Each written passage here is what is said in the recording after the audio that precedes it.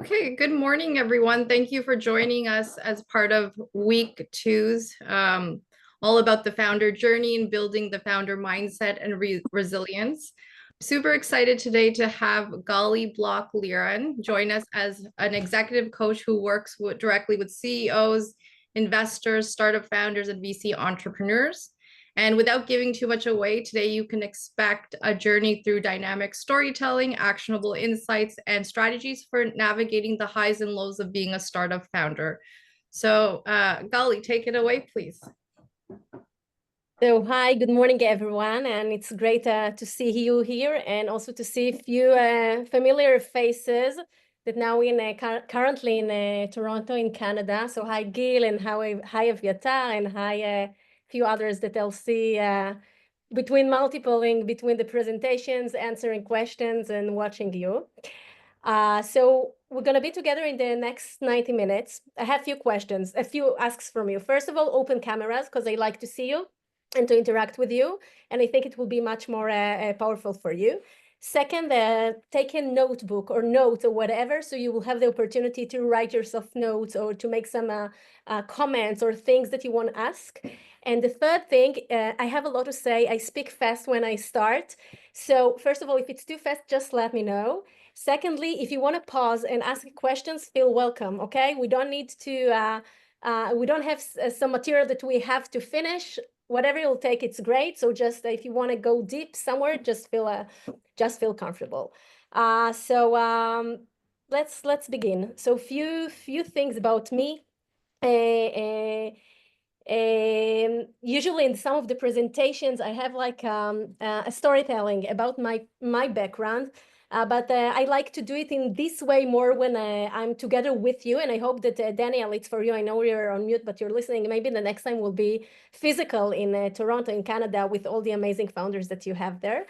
But I'll give a short background on myself. I'm 42 years old, mother to 3 children, live in Herzliya in Israel. I have a law degree and psychology degree, and my MBA was with majoring in management psychology. And for 15 years, I was in various managerial positions in tech, in the government sector, in retail industry, in like many positions. 7 years ago, I opened my consultancy firm. And what I do in my day-to-day life is actually working with founders of various kind of startups from very early stage till pre-post IPO, working with the founders team, with the CEO, with the CPO about their dynamics, working with many VCs and investors, lecturing. I coach all the founders of the Zell Entrepreneurship Program here in Israel in Reichman University. Just a second, I see that the presentation from some reason is with white background. Let me check that now it's okay. Do you see it well? Yeah, now it's okay. Okay, I don't know what is this bug. Do you see this white thing or it's just missing it? Yeah, like a white strip. Yes. Yeah, I don't know what it is. Just a sec. There's a white strip. It looks good now. Okay, I hope it's gonna stay that way. So where was I? Just a sec. Okay, I don't know what is this bug. I'm sorry. I'll try to fix it as we speak. So I coach all the founders of Reichman University at the Zell Entrepreneurship Program, and I work with Google founders and like with many other companies. This is my podcast. You're more than welcome to scan it. It's the Human Founder Podcast with more than 150 episodes of leading investors and founders in various stages, not just from Israel, also from other places, discussing all the mental aspects of the entrepreneurial journey. And the bottom QR code is actually all the part in English. The other one is with episodes in Hebrew. And I'm very excited to share with you that within 1 month, I'm going to be publishing my book, The Human Founder. It's like my PhD, the informal PhD of the last 4 years that I set to write. And it actually discusses many of the things that we're going to speak about in this coming workshop lecture together. And I'm going to give you the highlights. It's going to be in Hebrew for now. So those of you who read Hebrew are more than welcome to scan and to later on to buy it. And later on, it will also be in English. But this is like just the beginning.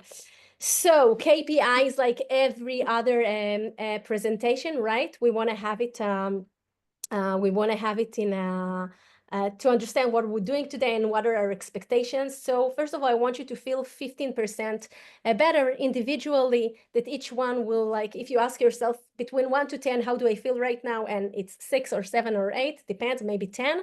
So at the end of the sessions that you'll feel a little bit better, like 15%. And if we'll have time, I'll explain where the 15% are coming from. Second is to feel 15% better as a group, because you're together, you're a cohort, you support each other. So it's actually peers that helps each other with whatever you do. And to take something to commit to from this workshop, I'm going to discuss many, many things. So whatever that feels good for you, right for you, and you want to focus on, I'll be more than happy if you'll take it there with you. Okay, what are we going to talk about today? So few things about founders psychology. What does it mean to be a conscious founder? What does it mean to lead in a VUCA world? A bit about co-founders' relationships, about emotional and performance strategies to cope, communication and culture. And I'm already saying we won't be able to touch everything because there's a lot to say, but let's see how you go. What do you want to dive deeper? And we'll focus on this. And again, if you have questions or something, feel comfortable. So let's talk a little bit about founders' psychology. So I'm sure you're all aware of this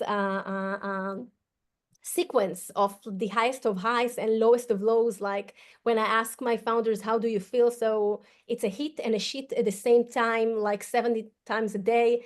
Something good happens and they got term sheet, and then they want to bring a talent, and then the competitor took the talent. So like everything is mixed together. And this is like the emotional roller coaster that you feel as founders. And when I say founders, yes, it's startup founders, but it's also the first employees. And it's also, if it's not a startup, if it's a small, medium business, then you also sometimes feel this huge emotional roller coaster. If you'll try, you don't need to try to read, I'll explain the x-axis is actually the startup journey, the startup stages from pre-seed to seed to A to B to growth to scale to pre-post IPO. And the y-axis is actually the different verticals that we have within the startup. For example, when you run a startup, so you need to take care of the legal and the HR and the operation and the marketing and the sales, and both also all the personal stuff, which are the leadership skills and the work-life balance and the things that you have to hold during this journey. And what I want to say is that the mental aspects are actually intertwined in everything. It doesn't matter what is the stage, and it doesn't matter what is the vertical. It's intertwined all the time. Let's take an example, the legal aspect. Okay, so when you're very, very young on the journey, so you need to make the founders agreement. And the founders agreement is mainly a psychological agreement. It's all the psychological decisions that you need to understand and to figure out and to decide together. And later on, let's say after round A or B, sometimes maybe one of the co-founders is leaving. So there are legal issues there, or maybe sometimes you need to let go people because you have a huge layoffs or any other things that happens in the business course that requires both psychological aspects in the legal aspects. And this emotional roller coaster is just happening all the time. Another point that I want to emphasize is that there isn't enough research about this, but there is some. And it also shows that for founders, startup founders, the tendency to have ADHD is 6 times than other people, okay, the control group, and that the tendency to have a tendency to substance is like 3 times than the control group, and also twice the time for depression. So it's also something that we need to take care of. It's like some of the times we came with those things and we chose entrepreneurship because it allows us this huge playground to do whatever we want and to work hard, play hard, and have a lot of excitement, etc. But we also need to take into consideration that entering into this journey, it's a really, really, really difficult roller coaster, and we need to make sure that mentally we're prepared for it, and to understand that there will be prices that we will need to pay as part of this journey. So this is the model that I want to explore a little bit now with you in depth, and I'm going to touch a few of the points here during the conversation. So working with hundreds of founders and investors along the years, what I understood and what I saw that most of the entrepreneurship program and entrepreneurship schools and universities and accelerators, etc., everyone are talking about the business wheel. The business wheel is the blue wheel that you see on the left. So everyone speaks about the team and the market and the product and tech and IP and the funding and the business model when we want to launch a startup. So everyone speaks about the business aspects of it, but no one speaks, besides ChaiTech Accelerator that started to speak about those things and few others as well, and myself, no one speaks about the other wheel. And the other wheel is the mental wheel. And what I want to say is that like someone who rides the bicycle, he needs to have two wheels and to manage them and to control them simultaneously and like in a balanced way. Same goes for startup founders. It's not enough just to control the business wheel. You should also control the mental wheel and understand in depth what it actually means. And what we're going to do today a little bit is to explore some of the things that are encompassed in this mental wheel, which includes the resilience and the growth mindset and the relationships and our approach for money and the leadership skills and the time management and the energy management and how do we manage our emotional strategies and wellness and health. And of course, in the core, in the basic of it all, is our why and our values and our vision and our choice to do this step and to go through this journey. And it's maybe it sounds like very simple, but the truth is that some people that goes to the entrepreneurial road do not put enough emphasis on understanding their choice and the trade-offs of this choice. So this is what we're going to explore a little bit together now. And by the way, guys, if you write something in the chat and I'm not answering or something, so just, pop up and ask me, okay? Maybe I'm not also on this, so just ask me. Any questions till now? Someone want to say something? Okay. So first of all, if you want, you're more than welcome. I'm going to have today several tools for you to enrich your toolbox, and you are more than welcome to scan them. It's all QR codes, so you can just take your phones and mobiles and scan it. So here you have the level 10 life that I made for founders. You have it in Hebrew for those that it's more easier for them in Hebrew, and the bottom one is in English, okay? And it's actually every time that I start to work with a founder, I send him or her this intake, and from the answers that he or she has to this intake, I can see a clear picture of many things of many issues that later on will come during the entrepreneurial journey, all from the mental aspect. So you're more than welcome to scan it and to follow, fill it out later, and it will give you like a reflection of where you are now in many areas. And this is a good place to start. So what is the bottom line? The bottom line that it's not just the financial bottom line, okay? There's another bottom line that supports it. And that in order to grow your startup and to reach a startup growth, you need to take care of your resilience and your mindset and your mental health and psychological safety and strong communication and relationships and effectiveness, because that's what will constitute and build your mental capacity.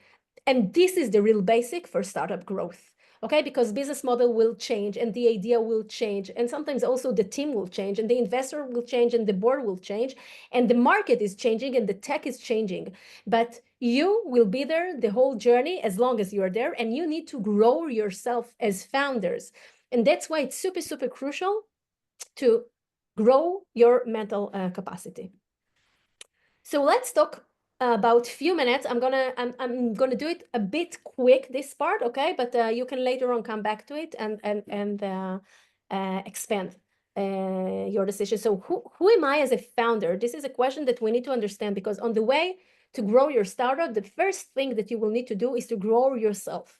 And in order to grow yourself, you need to know yourself in a very deep and honest way. And I think this is true for life in general, okay?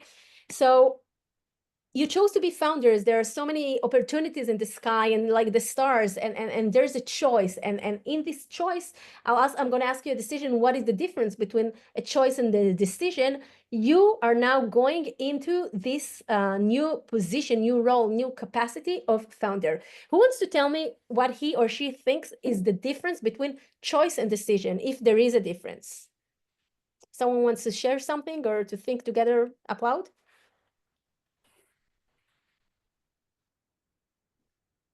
Yes, no? You're in a receptive mode? I can try to give it a stab, I guess. um, Thanks, Yuri. oh, my pleasure.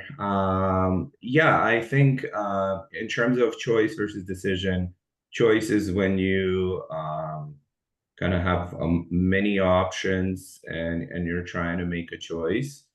Versus decision is ultimately once you have acted upon it, you kind of already don't look back necessarily. You've done the decision. So it's more like, I guess, to me, I feel like choice. You have path 1 or 2 decision you've already made, and then you can analyze it to iterate on future choices. So it's chronologically, I guess, and decisively a little bit different, at least when I hear it. Okay, thanks, Yuri. Any other thought? Okay, so first of all, those who wants to read a little bit about this, you can go to the ACT psychology. It's the acceptance and commitment therapy. You can read a little bit about it in depth. But basically, the way I see it, and it's not just me, choice is something that is much. It's an inner thing. It sits on your values. It's something that comes from within, and that you need to really make sometimes a difficult choice to choose something to do or not to do, to go or not to go, to become a parent or not to become a parent, to become an entrepreneur or not to become an entrepreneur, etc. Decision comes after.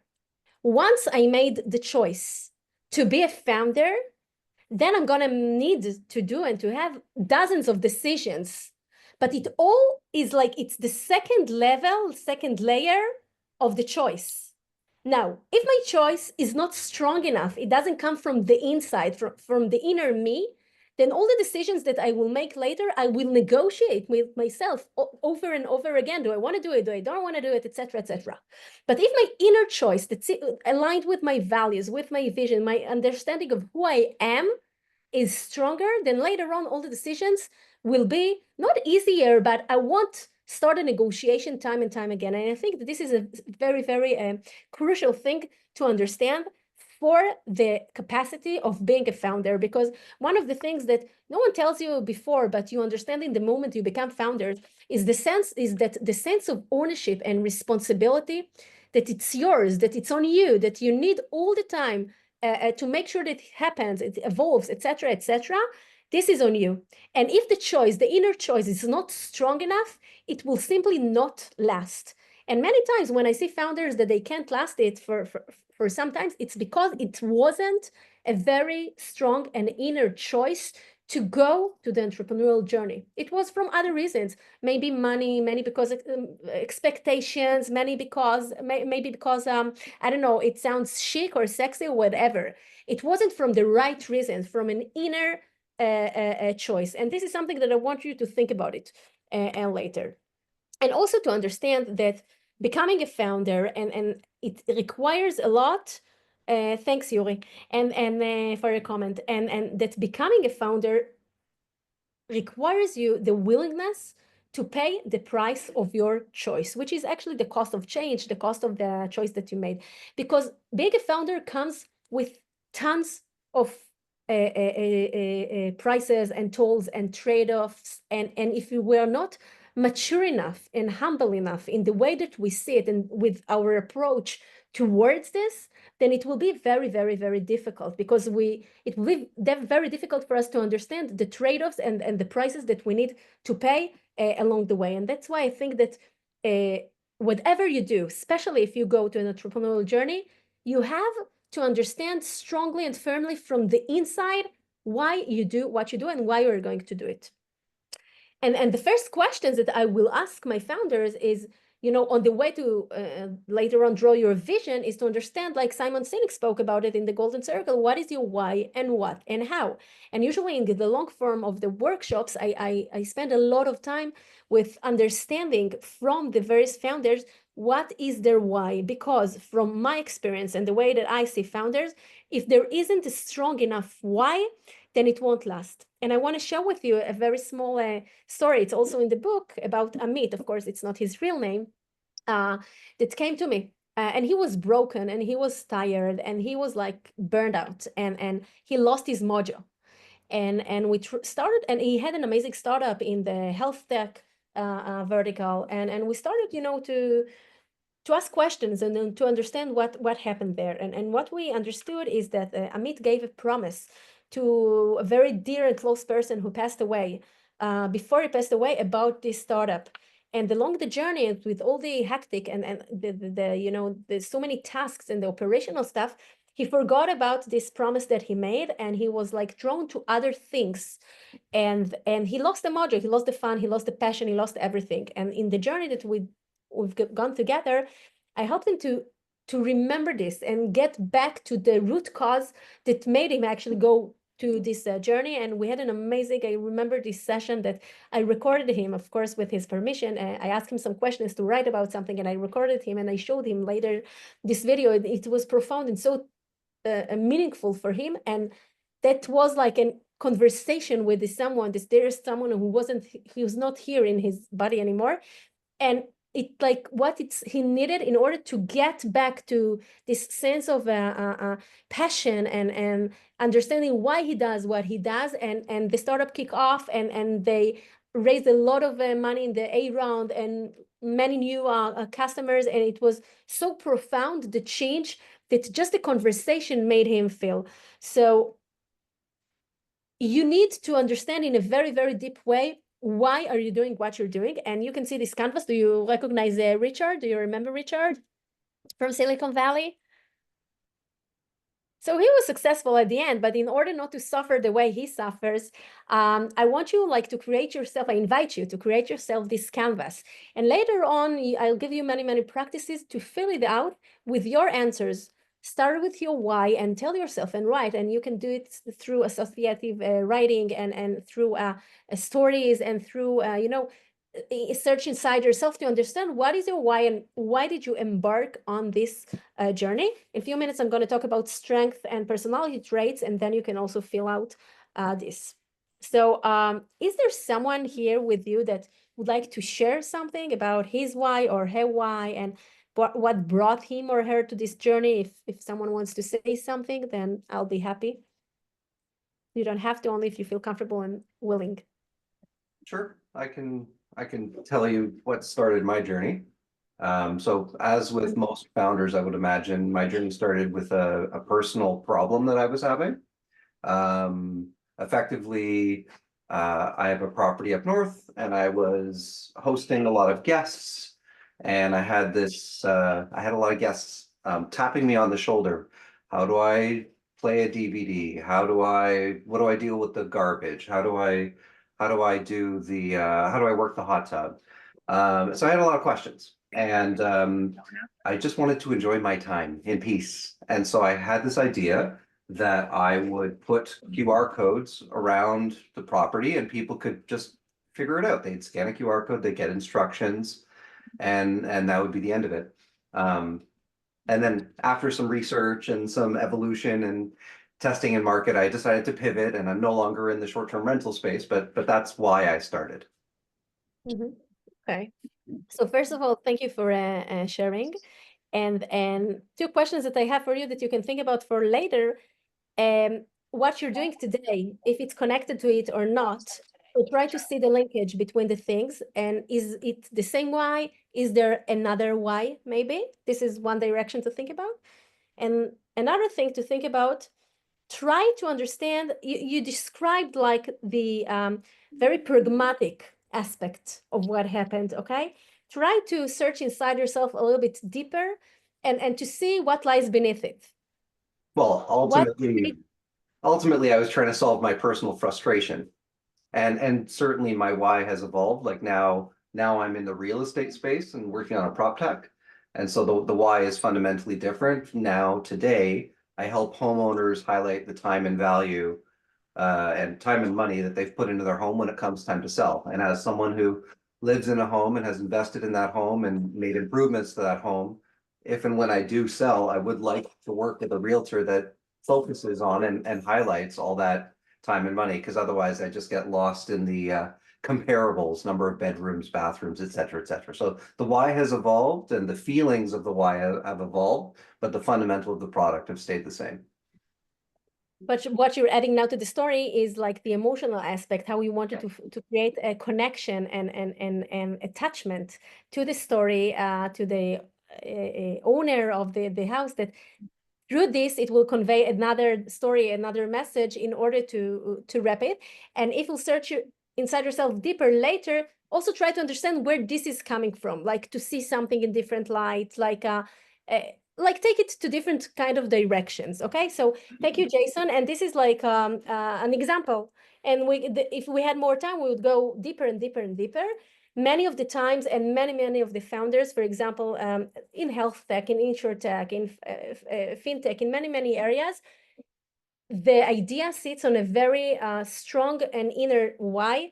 Sometimes it goes to a loss or some difficulty that someone experienced and a problem that he wants to solve that he felt personally. So try also to understand in your story, in your venture, in your small, medium business, you have here different kinds of businesses.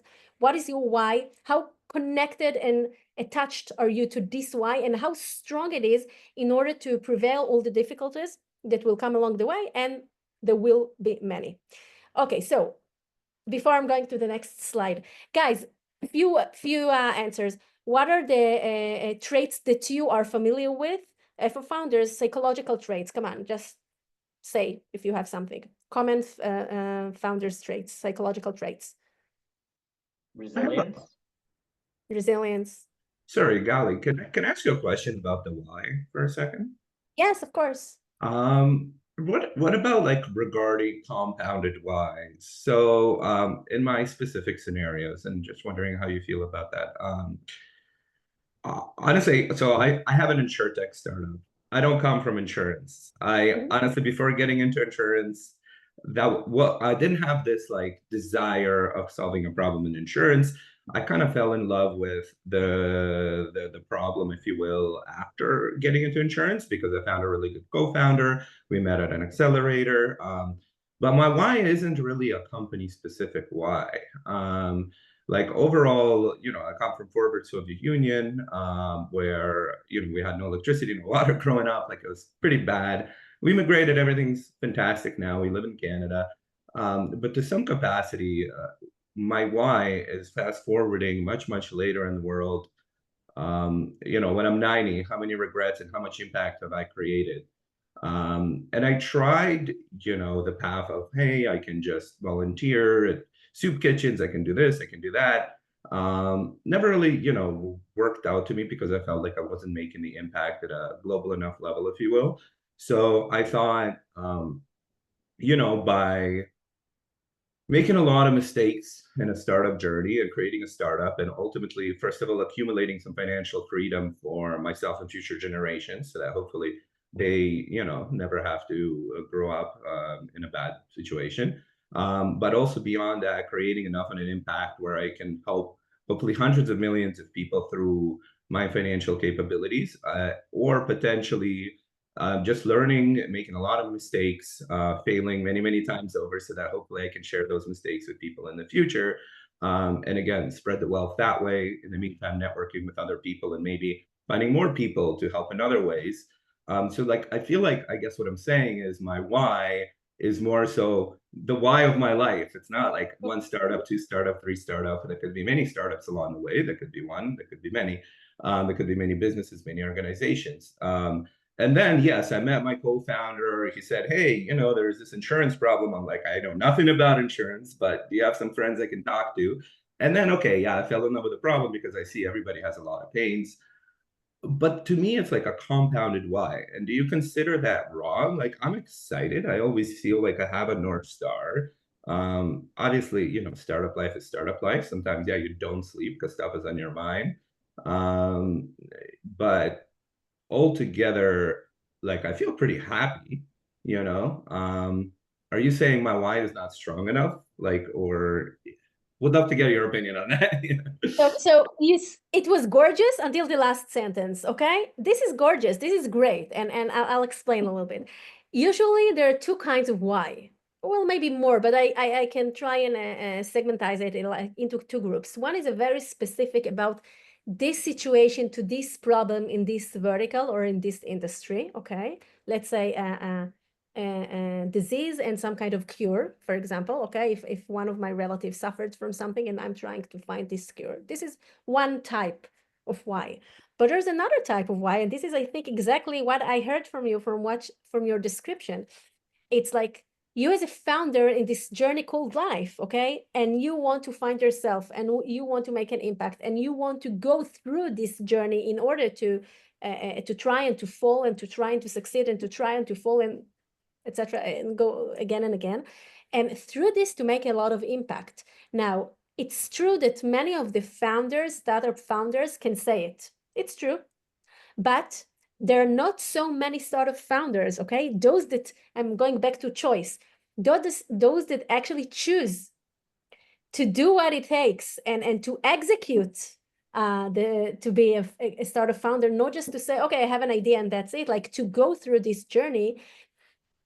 So your why is a great why. You want to make an impact. You want to grow all the time. You want to grow your mindset. You want to try things. Okay, so that's great. And also, you've mentioned that you're an immigrant to Canada. And by the way, I'm not sure if you know it, but many of the strongest founders, they're immigrant in their history, because being an immigrant gives you many tools and traits that like how to adjust and to build yourself again and again in different situations and like to trust in yourself, etc.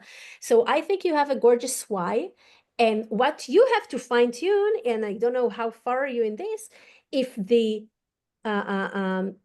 place where you're going to use this why, meaning the solution to the problem that you are now focusing on in the InsurTech is the right one for you. But these are different questions of founder market fit, of opportunity, of other things. But as a why, it's gorgeous. You want to pursue the growth of yourself in order to make an impact on others, and that's gorgeous. That's a great why. Thank you, Gali. So the macro why and the micro whys, if you thank you so much. But I see how they are intertwined, how they are connected.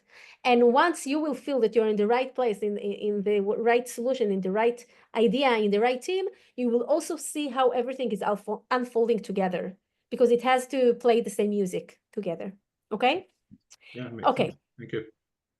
Okay, so I want to continue, and if someone else wants to share something later on, please feel free. So I asked you a question. So you said resilience and okay, let's read it together. So there are many psychological traits, but the main one, which I see and that I know for startup founders, are these. They are very visionary and optimistic, and they have to have an elastic mind and agile, and to make data-driven decisions, and to move fast and break things, like Mark Zuckerberg of Meta said, and to see opportunities and to be restless.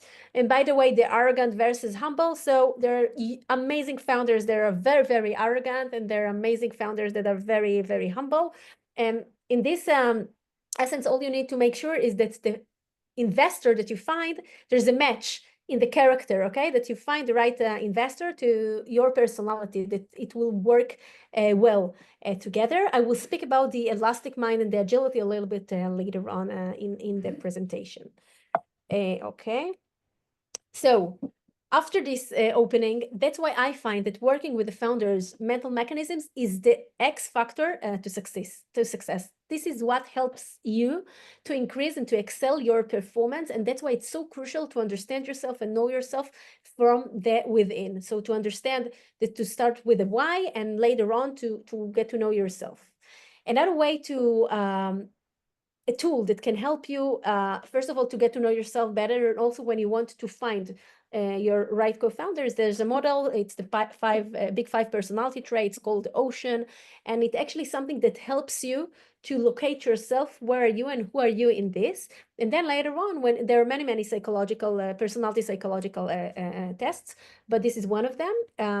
It helps you to understand yourself in a better way, and later on, when you are considering your co-founders, to see where are they on the spectrum of the behaviors, and to understand if it will go and work well together.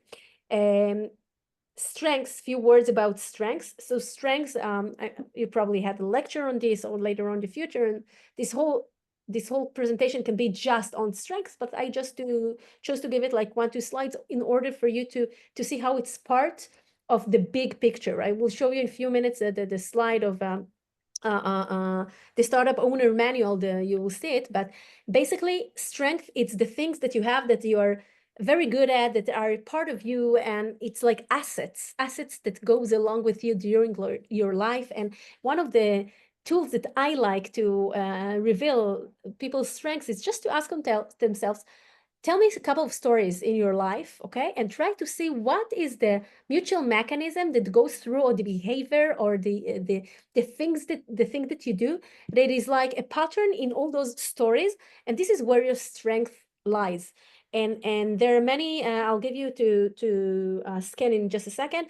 You can either do the Gallup strength test, or you can do the via character one, which is free, and you'll see in a second. But if you haven't done it in the past, for this journey, or in your past as like employees in one of their organizations, etc.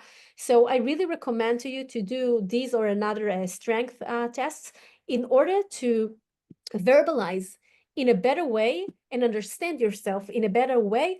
Like, what is your competencies? Okay, what is the one that you do? I see Alex writing in the chat here, but and true, you can scan it in a second. Let me see if it's the next one.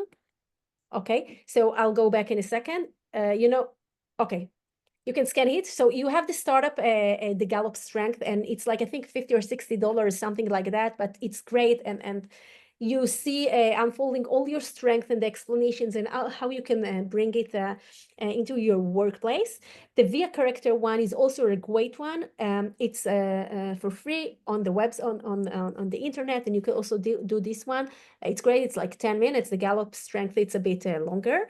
The Cattell 16 personality traits, it connects to what I said before about the Ocean, the 5 big personality traits. It's also a test, psychological test, that helps you to see where you are in your personality characteristics and traits, and to get to know yourself better.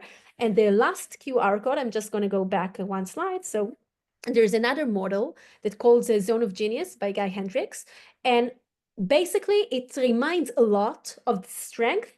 Just another model to show something similar. So basically he describes 4 areas, 4 zones, okay? And that you want to try and be in the zone of genius, zone of competence. It's the place where, it's things that you can do, but zone of incompetence, the things that you don't know how to do and you want other people to do it. Zone of competence is things that you know how to do, but like there are many other people that knows how to do it as well. Zone of excellence is things that, again, you do very well, but you don't enjoy it anymore so much because it's already something that you do for many years, or that it's like very easy for you now to do it, and there's no challenge and no passion.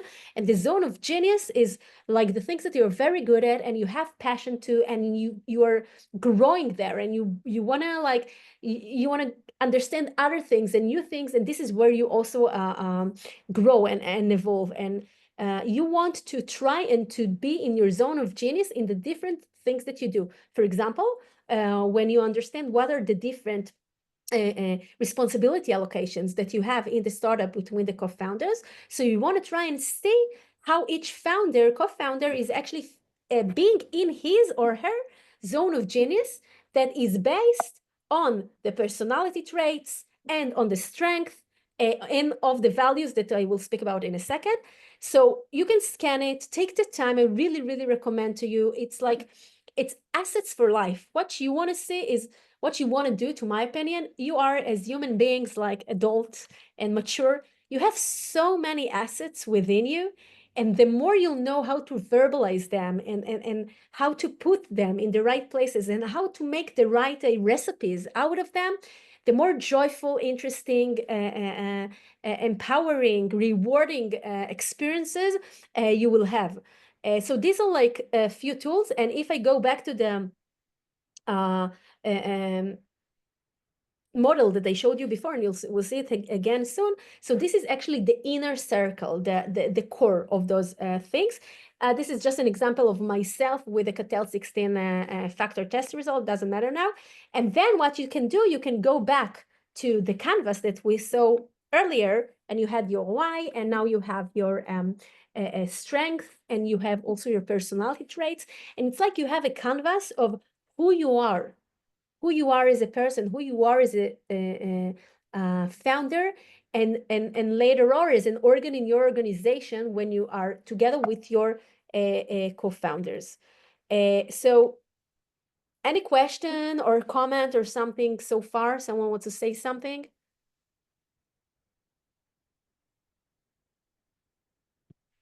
Okay, so I will continue. We took a breath. Breath is very important, and we'll talk about breath later on. Okay, so let's talk a few minutes about my compass, about our compass in building startups. So as I said before, this is the core. We spoke about the why, the choice, the personality, and the strength. And the other things that we have here is values and vision. So many times I see a lot of companies like talking a lot about strategy and what we should do and where we should go and our vision to go to this place or this place. And in the past, we used to have visions for like 5 or 10 years. Now with everything that happens after COVID and interest rates and economic crisis, and also here in Israel, the war, in the UK and in Russia, the war, and so many huge changes that are happening. And now with generative AI and everything that happens, so visions are much shorter, but what I understand and what I see is that when the company is not aligned and the people don't know what is the basic, what is their values, so there's a lot of misalignment down the road, and you can have the most amazing, work plan or something, but you won't get to it if you don't know what your decision-making mechanism is based about. And everything starts in values and vision. If you speak Hebrew or understand Hebrew, so I recommend very much to scan this code. It's a conversation that I had on podcast with Eran Geffen about strategy and values and vision. It's a really good one, but it's in Hebrew. So for those of you who understand, you're more than welcome to do it. And I want to talk to you a few minutes about how do we actually understand what are values, but beforehand, what is values? So someone wants to say something, to share to his or her understanding what is actually values and what it has to do with our building, our startup or companies?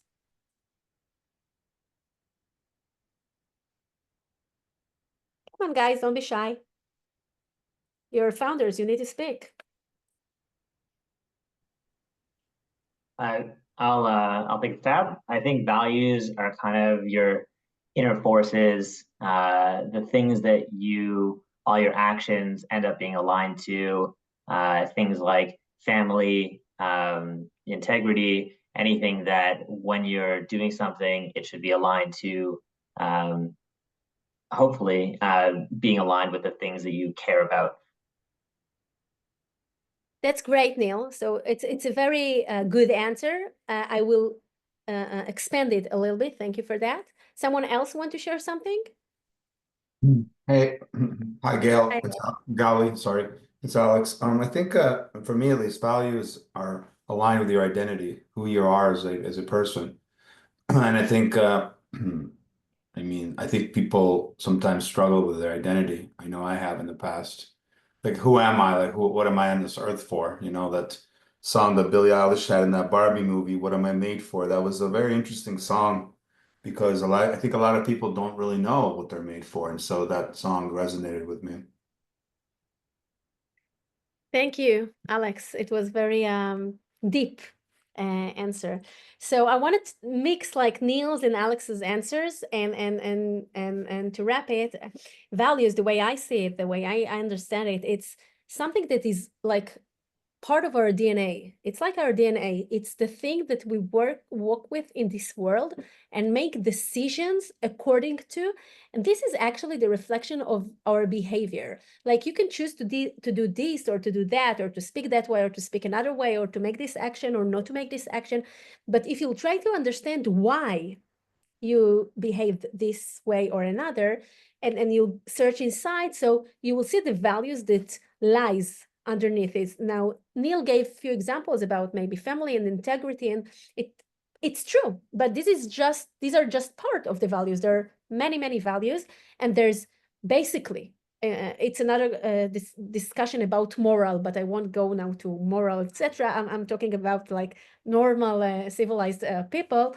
There are many like human based values, but there's also the values that each one of us is feeling and connected to, and this is like your compass in life. Now, there are many ways to understand and to reveal our values, but the most important things is that values, it's not enough just to say, oh, this is my value. Okay, if you don't behave according to your value, then it's worth nothing. Their worth is nothing. And in Hebrew, at least, we speak a lot about leadership, manhigut, okay? And manhigut is very similar word to hitnahagut, behavior, okay? So what I want to say is basically that our leadership as leaders, as human beings, etc., is very much based on our behavior, the way we choose to act in each and every situation.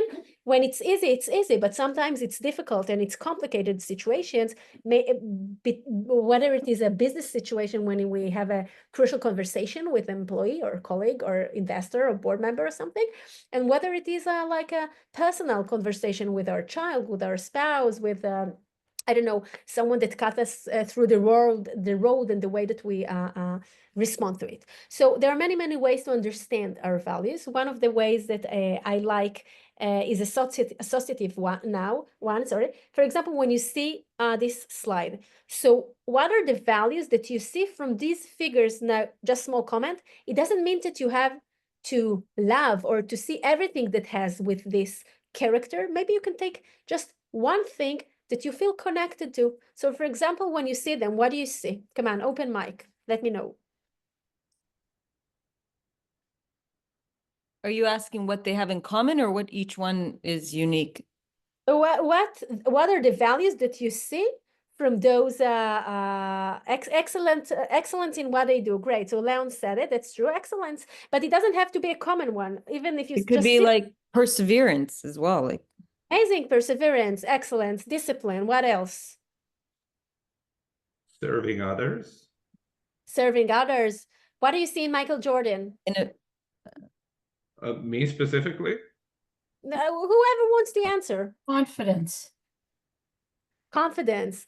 Okay, and Zohar wrote here about Gal Gadot, all the others. I didn't really understand what you meant, but what I wanted to say is that Zohar saw this as Gal Gadot. So Gal Gadot brings with her a few things, but maybe Superwoman bring with her other things, okay? High driven, okay? So again, it's who do you choose to see here, Gal Gadot or Superwoman, for example, okay? So what else? What other values do you see here? High driven, Rachel wrote. Jobs was the best, worst friend. I need to read. You can just say it, guys, say it, because I need to go also to the chat. Come on, speak. Well, okay. I worked for Apple, and I'll tell you a little story about Steve Jobs. I don't know him personally, but I know somebody that did. And when he was designing the Macintosh in 1984, his values pretty much shone through because he was created a revolution in his company, right? He was already a company that was already public and successful, and he said to everybody, what you're working on is shit. We're going to do something new. And his co-founder, Steve Wozniak, this is a true story. This is what I heard actually directly firsthand from somebody that was there. They said that he told Steve Wozniak to go work on the Mac, and Steve Wozniak was working on the Apple II, and he said, I'm not going to work on that because I'm working on this. This is what I was working on. He's like, yes, you are working on it. And he went to his computer and plugged it out of the wall. He lost all his work, Steve Wozniak, and And he brought his computer to another desk in another part of the company and placed it down and says, "You're working on this now. I don't care what you think. If you don't like it, you're going to do this." And that's the values that Steve Jobs actually sort of espoused in his life, is like, he believed in what he was doing so much that he was willing to risk everything to make it happen. All in. So this is one example. And also you can see his creativity, like in the way, in the products, in the way of thinking that he has. So creativity is also a value. So that's a great story. And these are great examples. And Jordan, for example, maybe win at all cost or different things. Okay. So it's very, very associative, and each one can think and see different things. And that's great. What I want to say is that sometimes it calls modeling. When you look at other people and they can be alive and then can be dead, maybe it's your grandpa or someone dear who you lost. It can be also a cartoon or an animal. It doesn't matter. Something in someone that gives you an inspiration. And through this, it's actually a reflection to you and what you see in him or in her, in it, that helps you to reveal part of your values. So this is like an associative way. The other way, there are many associative tools to do. Another way is to take a list, a closed list. There are so many lists on the internet, okay, that you can just download the list and see and to choose one, and through this to start and narrow it into different things. So you can scan this value exercise here. This will take you to my Notion, and there you have in Hebrew and you have there in English a full exercise, like take like 2-3 hours to do it. Okay, it's like it's a deep work. I'm giving you today many tools with the opportunity you will choose later on to dive deep into those things, because I'm like explaining it in very short way, but later on you have homework to do. It's for you. Okay, it will help you. Sorry, it went out from the presentation. Just 1 second. I don't know why. Okay, I'm back. So you have it in Hebrew, you have it in English, and you're more than welcome to scan it and to try. And this will actually help you to understand what are your values. And what I want to say is that value, again, like I said it before, value is your inner mechanism for decision making.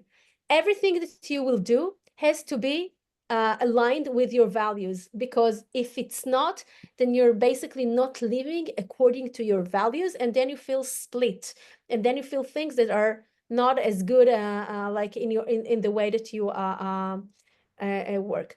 Just 1 second. I think it's stuck from some reason. I don't know. Just 1 second. Sorry. Can I say something? Yes, of course. And I'm trying just to move the presentation, but I'm listening. Okay, go ahead. No, so I love what you're talking about right now, and it's really interesting to me because you were asking originally about the why, and I have a lot of reasons in my why for why I've started this business. A lot of things that bubble up, but if I try to drill it down, my last business that I did for over 20 years, towards the last few years of that business, I felt completely unfulfilled, unaligned. I felt like I was on the outside one person, but on the inside, a completely different person. And, that was part of like leaving that whole business. And my new business is all about being authentic, being true to myself, discovering my inner peace and sharing that with others and helping them realign themselves, like, being stuck in a life of unfulfillment and constantly on the go and not really aligning yourself with your truth. So I guess like my point is like, if I have to drill down my why is like, is that I've lived that life of being completely unaligned, where I'm like two people, one on the outside and one on the inside that's like waiting to come out and feels trapped, right? And I feel that there's a lot of people living life like that. So it's interesting that it's also part of the founder journey. And that was like part of one of my visions for my new business, is to ensure that whatever I do for myself and for whatever team I grow, to ensure that we're in complete and authentic alignment. Because that's really, like, I believe, the only way to thrive. So Esther, first of all, thank you for sharing it. And it's very touching and also very personal, and I very much appreciate it in your saying it, and I feel it's very true, and I feel that being a founder is one of the things that really help you, and it doesn't matter now if it's a founder of a startup or any other small medium business or whatever, or an NGO, whatever. This is some of the things that helps you to be more attuned with yourself, be closer to your center, and that's great. So thank you for sharing it, and I'm really happy to hear that you are there now. Just small pause. I have a technical problem with sharing the presentation. So I think I'm gonna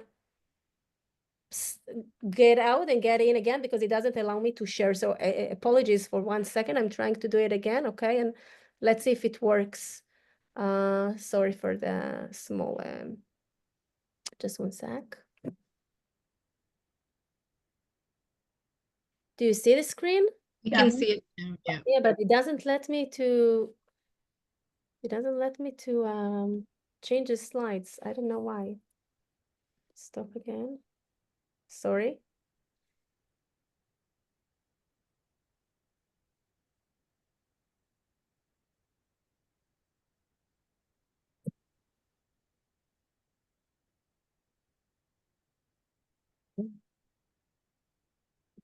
I'm sorry, just a second.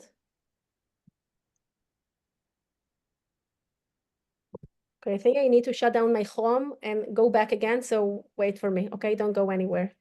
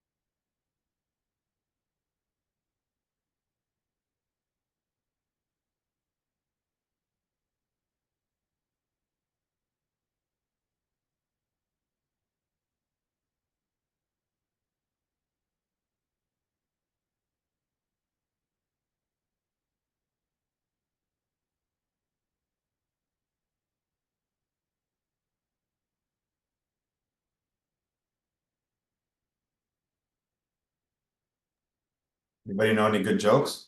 Does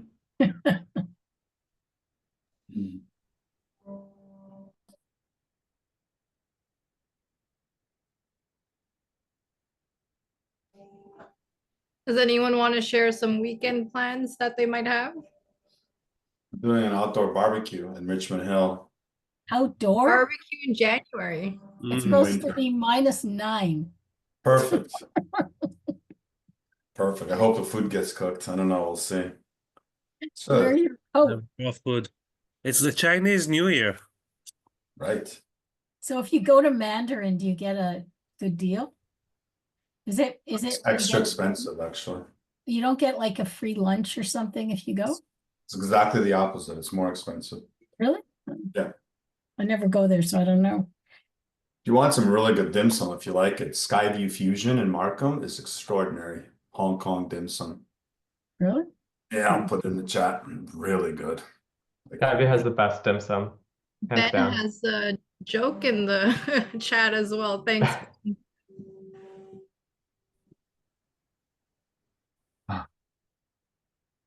A Jewish man runs for president, finally wins. After he's sworn in, he asks his mother, "Are you proud of me?" She replies, "Your brother's a doctor." Yeah, absolutely. I get, yeah. So a horse walks into a bar, asks for a beer, and the bartender goes, "Why the long face?" And the horse goes, "My wife just died." My wife just what? Nice. Died. Oh boy. Okay, guys, I'm back. Oh, Sorry boy. for that. Okay, I don't know, something crashed in here, so I'm back with you. Do you see the presentation? Yeah, now try changing the page though. It works, right? Yeah, it works. Yeah. Yeah. Perfect. Oh, so I'm sorry about that. I'll give you the 5 minutes later on. Okay, so we spoke about the, do you remember we had here, we spoke about the values. Next thing we want to do, did you scan this later on to go to the Notion? Yes, no? Yes, no question? Yes, great. Okay.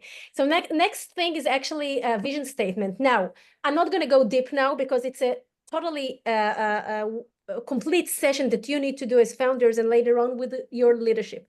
But the main thing that I will say is that you as co-founders team, you need to sit down to create your vision statement to understand where you're going to. You can read Simon Sinek about that. You can see in the website about many examples, and also HubSpot has a lot what to say about it. But I will go to the bottom line, and even I won't tell the story, the beautiful story now of you know what, I'll tell a short story. There are many ways to help us to understand what is our vision and where we want to go. For me, one of the things that the profound experiences for me was and I think that I like to see to read. Everyone, do you know what is this place?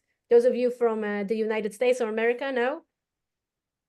Okay, so this place is Falling Water next to Pittsburgh, and it's a place that its architects, it's a Frank Lloyd Wright. He was one of the biggest architects in the world, and the book, The Fountainhead, about Howard Rourke of Ian Rand was actually written about him. Okay, and this vision statement is one of my favorites on all times. I'll read it to you quickly. But you see, said Rourke quietly, I have, let's say, 6 years to live. Most of the time will be spent working. I've chosen the work I want to do. If I find no joy in it, then I'm only condemning myself to 60 years of torture. And I can find the joy only if I do my work in the best possible way to me.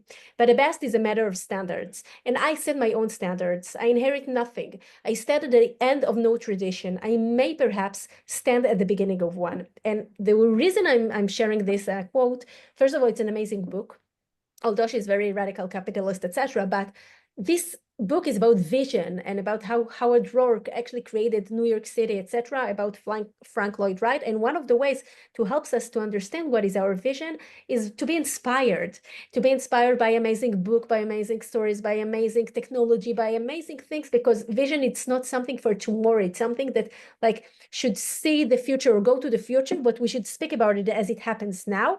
And also we need to make sure that if we are getting closer into the vision, so sometimes we need to change our vision and grow it. So this is, you already know about the why, and here I want you to add to this canvas your values, and as part of all this, later on to understand what is the persona, who is the persona that you want to be as a CEO, as a CPO, as a CTO, as a C whatever O, okay? As one of the co-founders of the startup, the whole inner circle of the model is to really understand who you are. Because guys, it doesn't matter if you're 20-something, 40-something, 50-something, it's a journey of getting to know ourselves and searching inside ourselves in order to be more accurate and to behave in the right things. Then at the end of this session, I want you to have this kind of strategy canvas. It's like, what are the, one more important comment. What I spoke earlier about values, it's like personal, okay? It's like your personal values, but a very important comment. Once you are co-founding a company together, one of the biggest discussions that you have to do together as a team, as co-founders, is to see that your values are aligned, that many of them are in the same areas. Because, for example, if one person is very, very people oriented and one person is only results oriented as a way, okay, so there may be some clashes in this. Or, for example, if someone like, for him, part of his value, or for her, is like very much a work-life balanced kind of a work, and the other one is like a deliver at all costs kind of values, so you will have friction when you will work together. Now, I don't say it's not possible to overcome those obstacles and to learn how to work together, but you should, first of all, be very aware for this, okay? So this is a very important comment about the values, and that's it. So to clarify and to understand what are your values and vision as company and mission, and only from then, only there, you're going to do work plans or the OKRs or the KPIs or whatever, because sometimes founders are confused and then they go to the mini tasks and the KPIs and how they're going to measure it when the bigger picture is not clear for them and they're not aligned and it's just chaotic, okay? So this is about that. Okay. Let's talk a bit about founders' pain point. What hurts to you? What hurts you?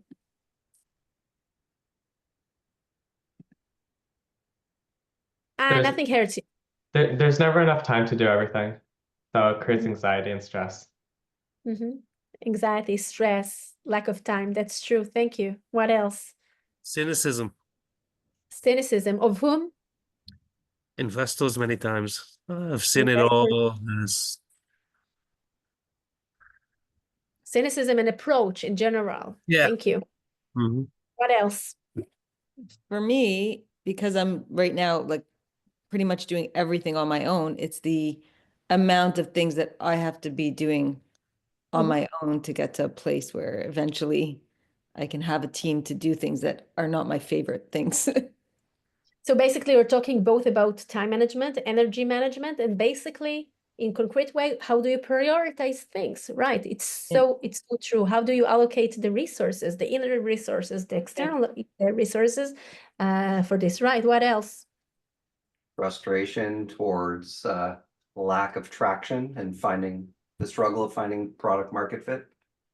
Definitely. So at the beginning, it's the frustration of the product market fit that can take 5 years, okay, to get there. I know many very successful startups that only after the 5th year they found their product market fit. And then once you find it, so there are all the other frustrations of growth, okay? So yeah, there are many, many frustrations to cope with. And that's why I'm saying it's hard. And that's why you need to choose in this from a very, very, very inner and honest place. Okay, so there are many, many, many difficulties. What is FFT? Do you know? Those who were here in the previous lecture, so they know, so don't say, but do you know what is it, FFT? So FFT is the acronym of, sorry for cursing, is fucking first time. And really what we're experiencing today, and I have mentioned it before, from the COVID and later on the, you know, the economic crisis and the interest rates and the Ukraine-Russia war, and in Israel, the war, and you know, the generative AI and all the things that are happening. It's like, it's a huge and amazing period of time to live in. Many, many things are happening, but there are also many opportunities, but it's also very, very, very stressful. And we're living actually in a time that, or in era, or in a situation that calls VUCA. VUCA is the acronym of volatile, uncertain, complex, and ambiguous, which in very short means that we don't know anything, nothing is certain. We need all the time to be bold and agile and active and proactive and mindful to what everything comes. And the good news is that being a founder, this is like this is like the way you live, okay? Being a founder, founders work in a VUCA world all the time. For you, it's not something new. For regular people, the ordinary people, those that are not founders, they are experiencing now this VUCA reality. And that's why it's so difficult. And people are not regular for changes and for things that they need to do in a different way. And that's why so many people are struggling today in the job market and et cetera, et cetera. But for you, it's like a bread and butter. You know how to cope in a challenging time of VUCA. So many of the pains that you've mentioned are true, and there are so many more. The main things that I feel from founders, and again, it's not a closed list, there are many, many more, is loneliness. Founders are lonely, even if where they have a good co-founders team and a very strong team, etc. They feel very, very lonely in this journey. Sometimes the co-founder don't understand them. Sometimes the spouse at home don't understand them. Sometimes they can't share everything either with a spouse or with the investor, etc. So they feel very, very lonely. They need to reinvent themselves all the time. You know something, you know what to do in the next 2 months, you know how to do this business model or this feature, whatever, and then you got there, and then you already have a new challenge. So you need, as a founder, all the time to scale yourself, to grow, to understand what you don't know and how do you grow this gap, close this gap. So all the time you need to reinvest yourself. One of the major pains that the co-founders have, and this is usually a lot of the times that where I step in, is co-founders relationships. You have so many struggles, and I'll show you a few slides about it soon. So many challenges as co-founders. You have so many things happening then. And also you change in your personal life. You started the journey maybe when you were single, then you became a parent, then you have 3 children, then you are divorced. All life happens, right? And then everything impacts also on your journey as a startup founder. So how do you evolve with this? And of course, there's also situations when the startup closed. Maybe it was an M&A or an exit, and it's a very good and successful situation. But then you have to cope with yourself. Who am I without a startup? What am I going to do now? What is like my meaning? What is happening now? And this is like a good situation. And the negative situation is when you need to close the company because there are no resources anymore. There's no money. The investors tell you to close the company. You made this decision, etc., etc. And then you have to cope with the sense of failure and how do you take this? So you really play beyond your comfort zone all the time. And there are so many mental challenges that you need to cope with all day long. And all of those things make you sometimes for negative beliefs and the imposter syndrome. It's one of the things that founders suffer a lot from, and the fear of failure and success. And these all cause to worry and fear and distress and anxiety, like you said. And these things can cause to lack of self-efficacy and to procrastination and avoidance and all of the bad results that keep us stuck instead of moving forward. And again, like the founder said, it's the mental challenges that they need to cope with and not the technological ones. A few words about co-founders, which is actually here is the relationships. How many, or let's ask differently, what are the main relationships that you have as co-founders, as founders actually? What are the main relationships that you have? Well, with your co-founder. That's true. I said it, right, Esther? What else? With your family, with your spouse, Right. with your parents, with your children. Exactly, the family. What else? With your clients Mhm. or potential clients, with your investors. And investors, right? So these are the main relationships. Now, it's a lot. You need to manage so many important relationships. Now, there are similarities, but there are also totally different things and different ways that you need to approach each kind of relationship. And that's why, as a co-founder and a founder, you need to hold this space and understand people and understand communication in order to know how to approach each one. Because if one of those relationships won't be held in the right way, many things can fall apart. And it's not easy, like, to hold the co-founders relationships, the personal at home with the spouse and the children and the original family, and with the first employees and clients and the investors. It's a lot. So I want to talk to you now a few minutes about co-founders, because I really see it as one of the huge challenges that you have. This is a pretty old already, from 2012 of Noam Wasserman, but the newer researches shows more or less the same, between 55% and 75%, or more or less the same, that for the reason for co-founders to for the startup to close is because of co-founders relationships, and that's why it's so crucial to work on it. So for those of you and I'll start to wrap because we don't have a lot of time. So first of all, if there are some of you that are still in the very early stage of ideation and just figuring out who is the team, etc. So I really invite you to look at this model of the Startup Owner Manual of Steve Blank and to see how between the different people that you choose to bring into the startup ride, you see that you have the different capacities of the hustler, the visionary, the hacker, and the designer. And if you remember, when we had how it's connected, the zone of genius and the strength, do you remember we spoke about it? So usually you are not 4 co-founders, usually you are 2 or 3. This is the major relationships. So you need to see that you are completing each one with your skills and ability in order to have all those needs in as a founding team, okay? Before you assemble with this or another co-founders, make sure to know yourself. This is what we spoke about in the first part of the discussion. Date with them, make sure that you have the founder market fit, get references, get to know the family, sit with them, have the beer test to see that you get along together, and also do the founders agreement. I won't dive deep into this now because it's totally different conversation, but you should have founders agreement that is written, well written, with lawyers, and that actually encompasses all your psychological agreements between you that is based on your values. What are the main things that you want to make sure that is included in there? And before you become a group, a team, talk about equity, about time investment, or like founders like to call it sweat equity. Talk about the R&R, the roles and responsibilities, and how it's going to change and evolve along the time. And talk about decision-making mechanisms. These are the main things that later on I see problems between co-founders if they didn't speak about it deeply and strongly, and also there are still some problems. Okay, few more things about co-founders.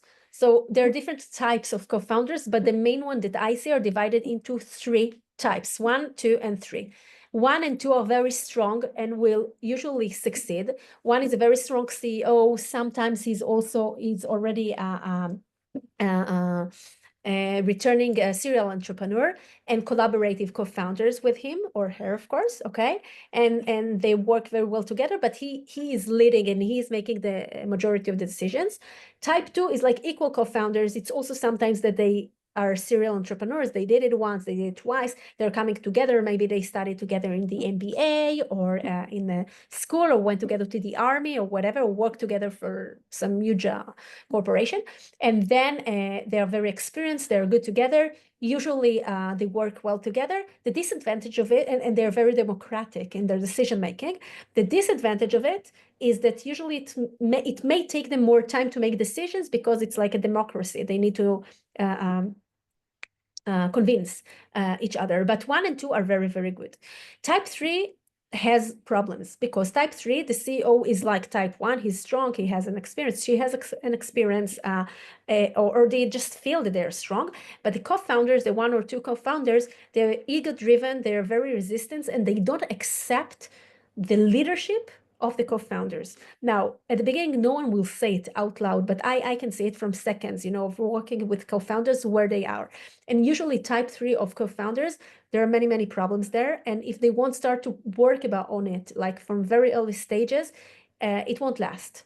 One of them will have to leave. There will be huge mess later on, deadlock in the way that I discussed things, etc., etc. So just pay attention to your personal and strength and the structure that you are as a founders, because this is crucial for the way you navigate the startup journey.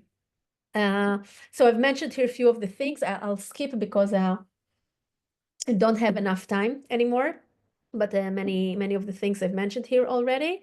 And the main things, guys, that you can do, okay, it's the during, is to learn how to listen, how to speak up, how to be transparent and not to lie to each other. Even if you have a good intention, share, be clear about things, okay? And have a clear ownership who is in charge of what, and don't overstep on each other.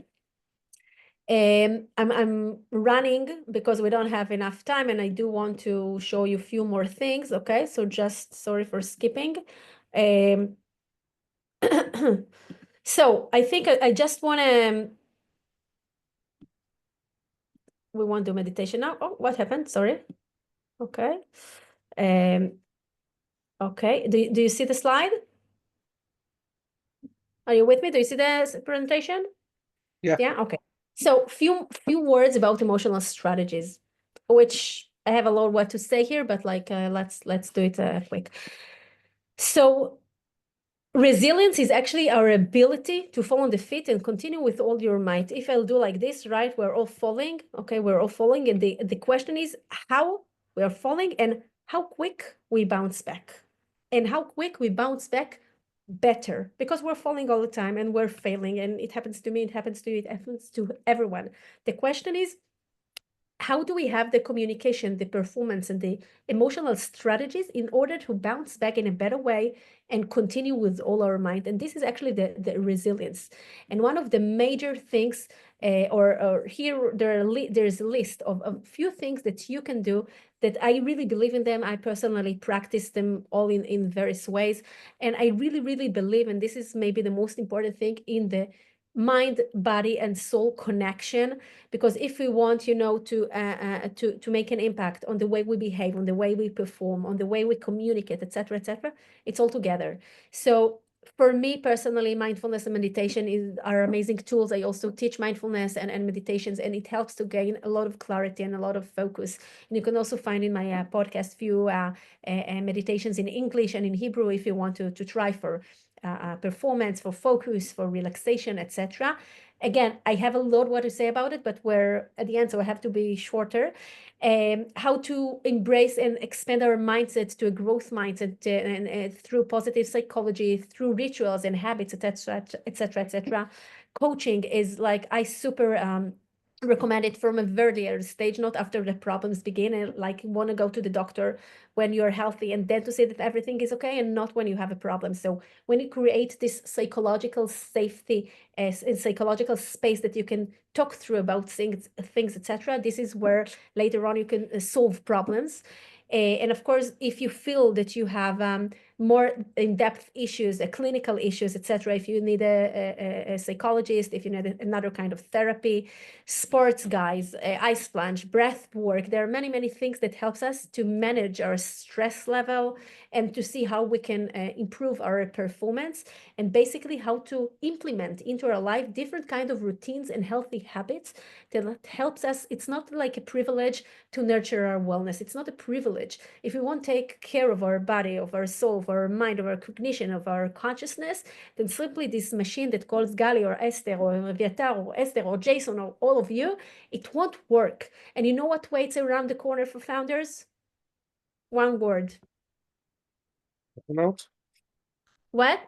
Is it burnout? Exactly. So burnout, and it waits for us, guys, and we're old enough and mature enough to understand that we cannot, play too much with our body, with our mind, with our soul, and we need to take care of ourselves and to nurture ourselves. So I really call you from, this situation, like to raise the awareness, to see what you can, it can be even, small nuggets of things into your life, small workout or small meditation or short meditation or just a walkout. Try to see how you implement those healthy rituals into your day-to-day life. Okay, I have a lot what to say, but we won't get there, sorry, because we don't have enough time. So maybe I want to do with you, now you see all the presentations. So maybe what I want to do with you now is like in one word or a question or something that you take with you from today, or any question that you want to. Do you remember in the beginning in the KPIs that you needed to take 3 things and to commit to from now on? So just maybe one word, even if some of you wants to share something that he or she takes or that emphasizes something to you, I'll be happy to hear, and then we can wrap it up. Someone want to share something?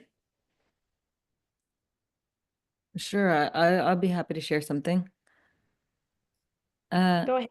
Yeah, the thing that I'm most happy to hear, and I think really aligns with like my whole business, is to ensure that whatever we're doing, we're truly aligned with, and that our work life almost reflects the true person that we are and the way we want to live life.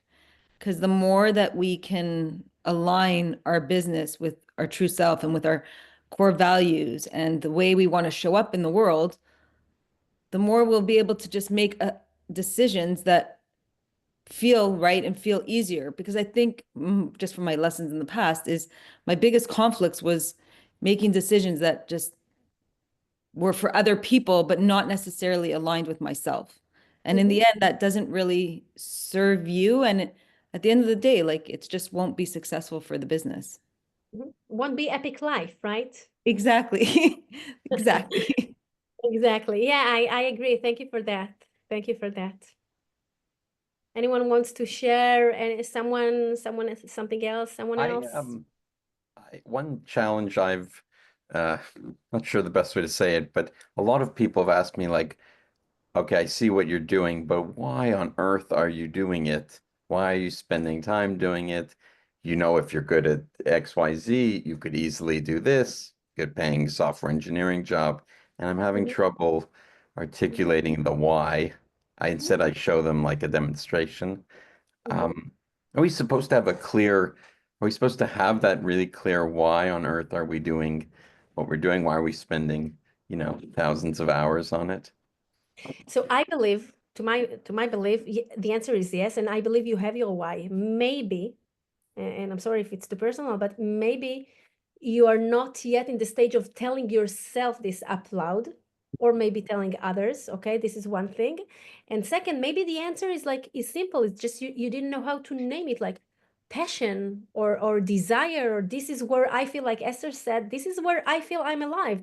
Maybe I can be a very, very an amazing software engineer for Google or Meta, whatever, but this is not where I feel alive. This is not where I feel I create impact. This is not where I create. And I want to take all my knowledge and understanding and the tech background into creating something which is my own. And that's a very strong why. So I'm not sure this is the answer. I'm just giving you, things like brain for thoughts.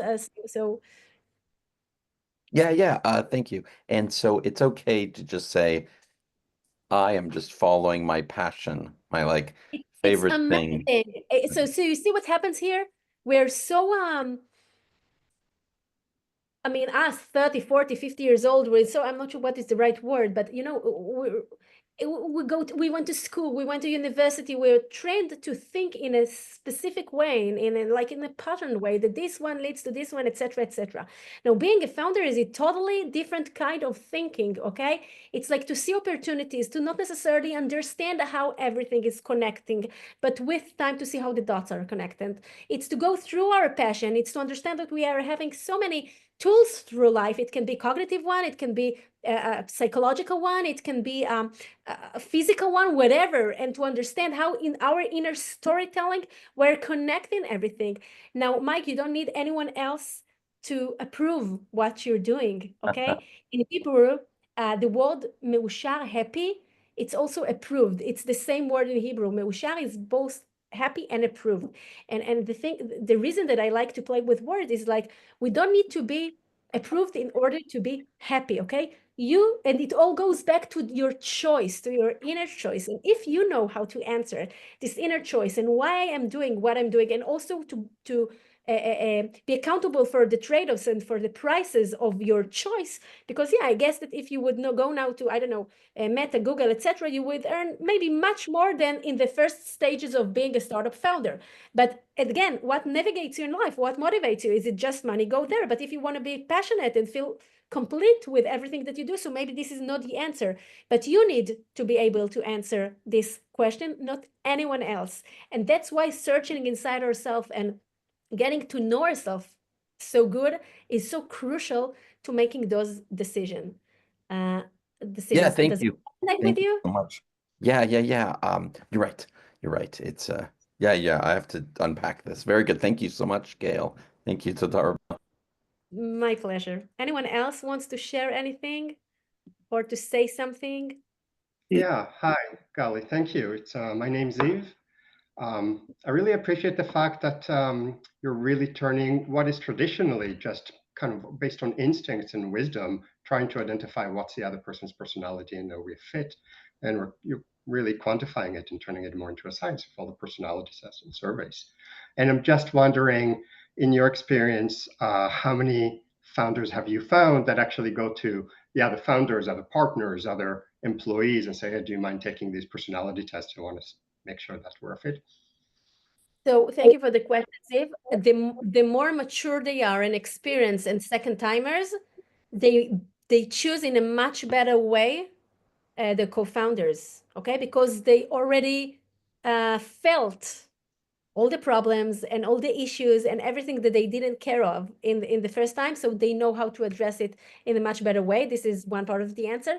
The other part is my intention by giving you these tools is not necessarily to go now, okay, you do this, this, this, and like that, is to raise the awareness, is to have a language, is to understand how to speak those things that usually it's like, it's not that techy or it's not that businessy to speak this language, but this is the language. This is the language of life. This is the language of people. And nowadays, with everything that happens in the with the AI that will do everything, the differentiation between what we can do and what the machine can do is empathy, is leadership, is the ability to read people, to create communication, to create attachment through feelings. So I really believe that also for managers in corporations, or in other businesses, not just in startups, but much more in startups, because it's a group of people that needs to go after you and your vision, etc. And it's so impactful if you will know how to see them and how to lead them.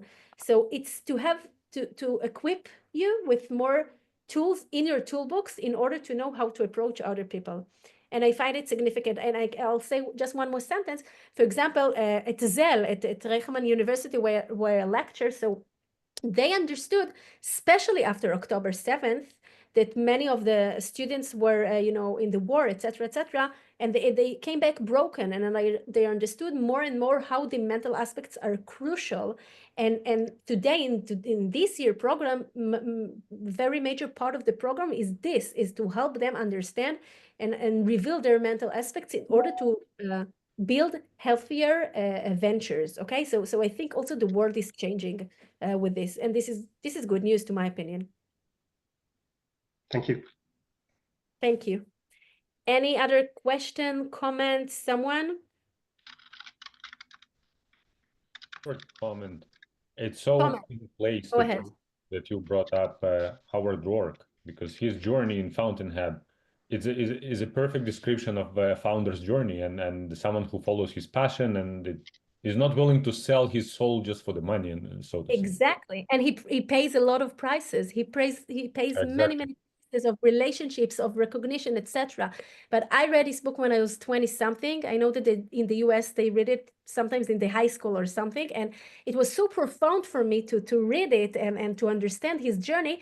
But only when I was 30 something I could connect the dots, when I started to work with founders. Okay, so this is also part of the journey that I want to share with you, that sometimes only years after you understand how everything is unfolding, okay? But this is the beauty, to my opinion, and being founders allows you to connect many, many dots in your personality, life journey, story, being an immigrant, building something, taking lessons from other experiences that you've had, etc., etc., because the main thing that you need to bring into the entrepreneur journey is your personality, is your mental capacity, is those things. So I really see how it all connects together.